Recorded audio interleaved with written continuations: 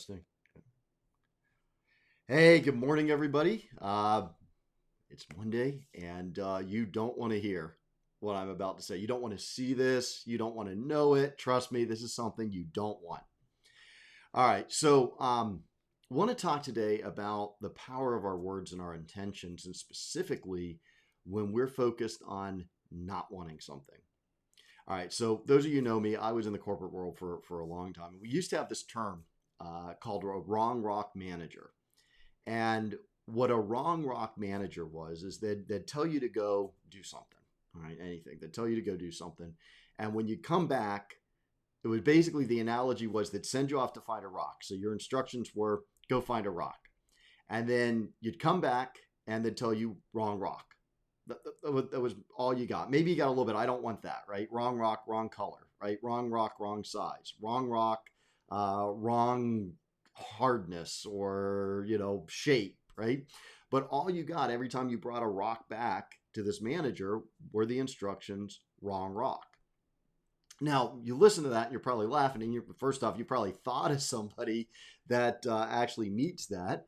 But the other thing is that you probably also can see the frustration in that, right? You can feel that frustration of, what am I supposed to work on if you aren't giving me any direction? You aren't giving me any instruction. All you're doing is telling me what you don't want, right? You're telling me that the rock I brought you is wrong. Okay.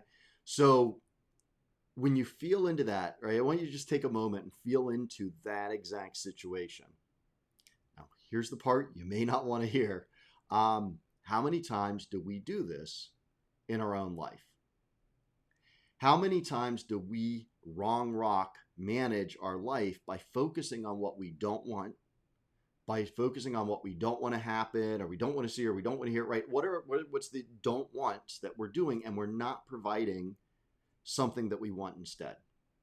All right, so I want to talk about this a little bit because when we get, and look, this is something that's very personal to me because I find myself, I had a great reminder where I was doing this. I had slipped into this, right? I'd start focusing on don't want and letting that into my language. And even where I'd say I want something and I don't want it, right? I'd add that don't want onto the end of it.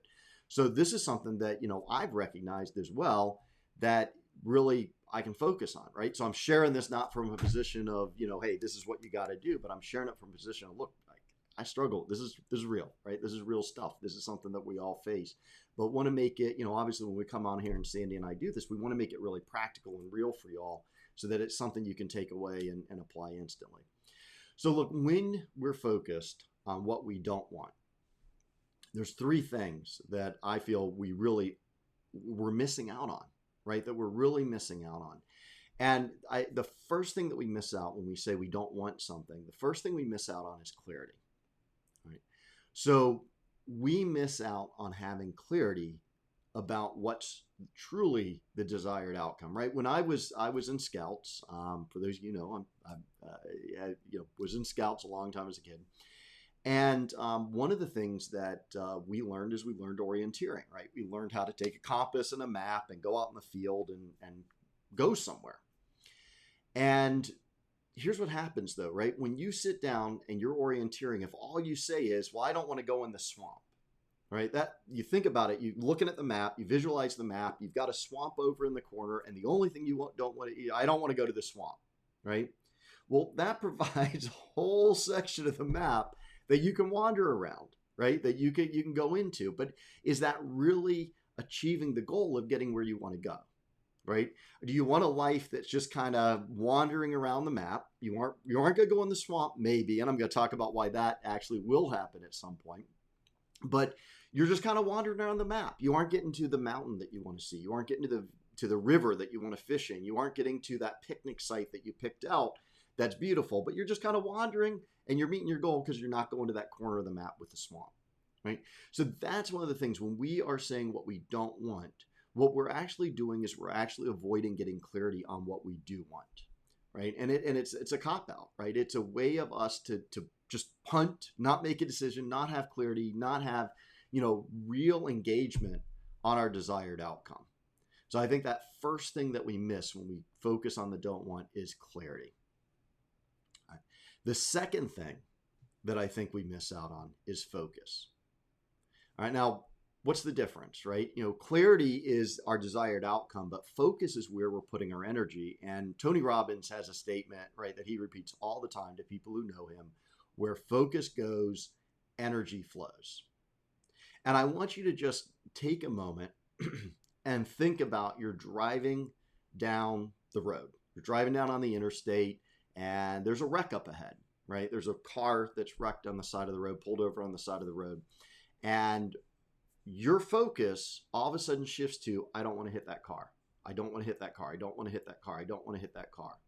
Right? So just kind of take a moment and settle into that. I don't want you driving down the road. I don't want to hit that car. Right? You're focusing on not wanting to hit the car. Where's all your attention going? Is your attention going to the road ahead of you?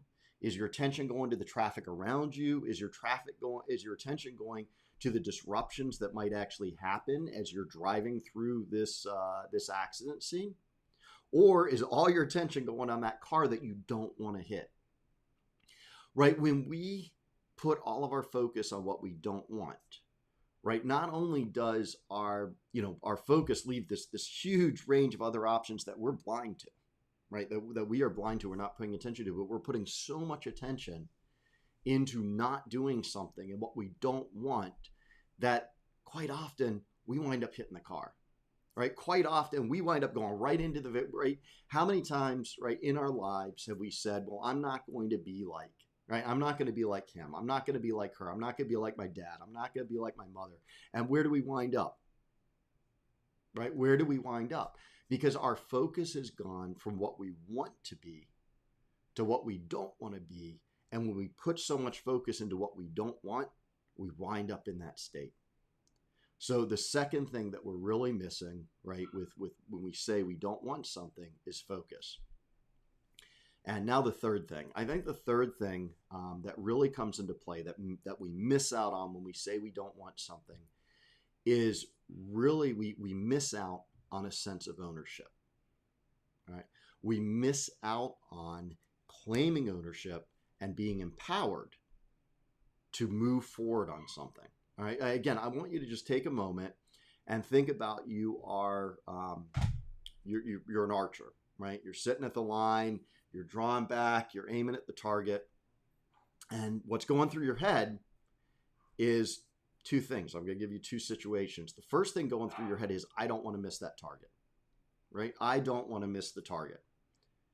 Right. And so you're gonna fire, you're gonna aim somewhere. You don't want to miss the target. That's your big thing. You got a big target, right? So I'm not gonna miss that. But are you really taking ownership of that shot? Are you really taking ownership of where that arrow is going to go? All right, now here's the second situation. For the second situation, what you tell yourself, archer, same position, you're looking at the target, you're drawing back the bow, you're getting ready to take the shot, and you're thinking, I'm going to hit that bullseye, right? Your focus now becomes, I'm going to hit that bullseye. Do you feel the difference in ownership between I don't want to miss the target and I'm going to hit the bullseye?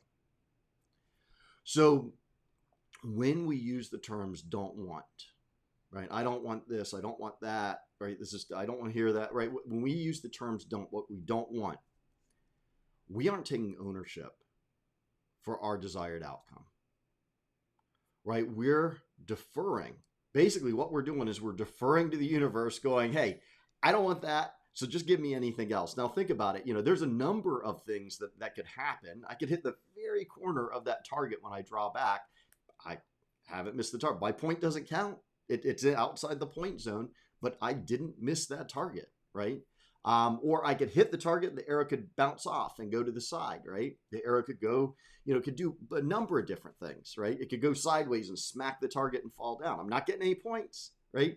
But again, I've kind of abdicated my ownership. I've kind of abdicated my leadership in that point of what I want to happen, right? And man, this is so critical as well, because when we're in when any of us is in a leadership role, but especially men, when we are in a relationship with our partner and she's looking for us to provide direction and all we're doing is saying what we don't want, we're not providing the leadership and the ownership that she's really looking for.